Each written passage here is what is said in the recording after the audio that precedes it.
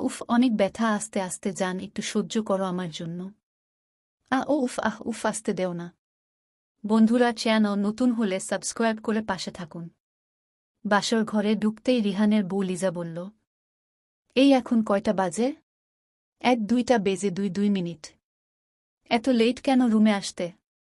আসলে আমি অর্ধেক কথায় থামিয়ে দিয়ে লিজা বলল, শুনেন, রাত 1:00টার পর রুমে ঢুকলে কঠিন শাস্তি দেওয়া হবে।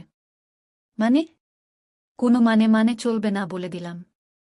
ব্যাপার কি, নতুন বুড়া তো এভাবে কথা বলে না। বিয়ের প্রথম রাত তো মেয়েরা লজ্জা অনুভব করে। শুনেন, আমি অন্যদের মতো না। ওকে তাহলে কেমন? আমি খুব ভয়ানক। আচ্ছা, অনেক রাত হয়েছে, ঘুমাতে হবে। নামাজ পড়েছেন?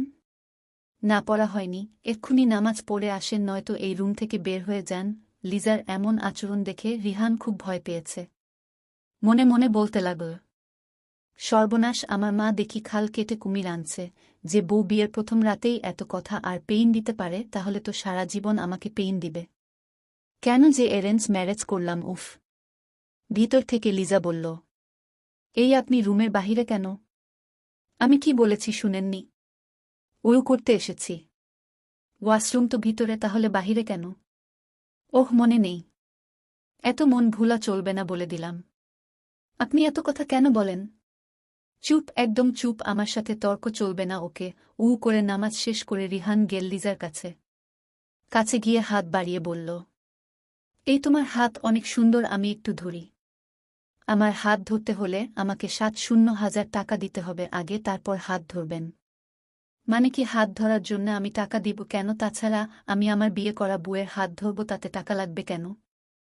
আমার কাবিনের টাকা 7,000, আর কাবিনের টাকা পরিশোধ না করলে আপনি আমাকে স্পর্শ করতে পারবেন না। মানে কি এসবের? আমি মাত্র 7,000 টাকা কাবিন কেন বলছি জানেন? যেন আমার বর আমাকে বাসর রাতে কাবিন পরিশোধ করতে পারে। আচ্ছা, বুঝলাম, তাহলে আগামীকাল দেই। আজ তো টাকা নেই হাতে, টাকা ব্যাংকে। তাহলে আজ আর হাত ধরার দরকার নেই, কাল হাত ধরবেন। এখন ঘুমাব, বায়।